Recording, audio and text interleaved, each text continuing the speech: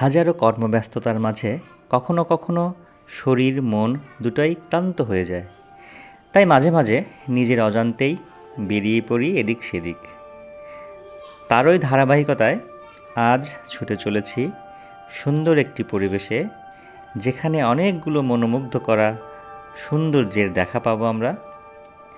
তো চলুন আমার প্রিয় বন্ধুরা, আশা করি আমার এই ছোট্ট চ্যানেলটির সাবস্ক্রাইব করে পাশে থাকবেন। তারপরে একদিন যখন অনেক টাকার মানুষ হব, তখন আপনাদের বিদেশে নিয়ে যাব। কি ভালো হবে না তখন?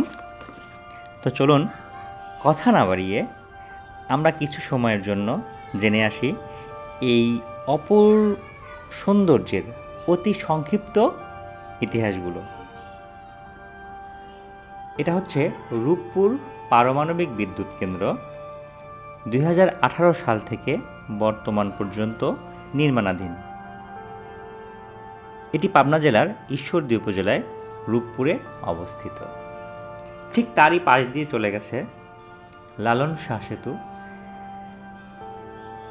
যেটা 2001 সালের 13 জানুয়ারি থেকে নির্মাণ কাজ শুরু হয়ে 2004 সালের 18 মে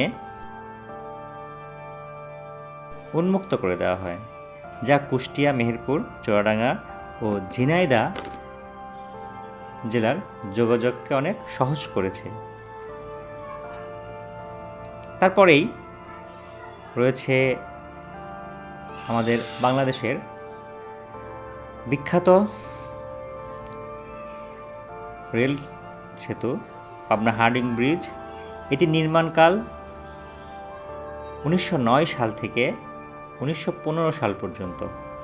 তৎকালীন ভাইসরয় লর্ড হার্ডিঞ্জের নাম অনুসারে এটির নামকরণ করা হয়। এর দৈর্ঘ্য 1.8 কিলোমিটার। বাংলাদেশের দীর্ঘতম রেল সেতু ছিল এটি। তবে যমুনা রেল সেতুটি এখন বাংলাদেশের দীর্ঘতম রেল সেতু। এখানে আসলে আমার মনটা অনেক ভালো হয়ে যায়। তো আশা করি আপনাদের মনটা অনেক ভালো হয়ে যাবে। ছোট্ট একটা জায়গা, এবং মনকে ভালো করার জন্য যথেষ্ট সৌন্দর্য এখানে রয়েছে আমি যেটা মনে করি। যদি কখনো পাবনা জেলায় আসা হয়, তবে আমি সবাইকে অনুরোধ করব এই সৌন্দর্য থেকে কখনোই না দেখে ফিরে যাবেন না। পদ্মা নদী, পাশেই হার্ডিং ব্রিজ, তার পাশেই রয়েছে লালন শাহ সেতু, ঠিক তার পাশেই বাংলাদেশের একমাত্র পারমাণবিক বিদ্যুৎ কেন্দ্র রূপপুর পারমাণবিক বিদ্যুৎ কেন্দ্র। আকাশটা এত সুন্দর যে আমি আকাশটার প্রেমে পড়ে গেছি। সত্যি একটা অসাধারণ, যেটা সচক্ষে না দেখলে কখনোই বিশ্বাস করা যাবে না। আমি সময় পেলে মাঝে মাঝেই আসি, আপনারাও আসবেন, ভালো লাগবে। নদীর কলতান,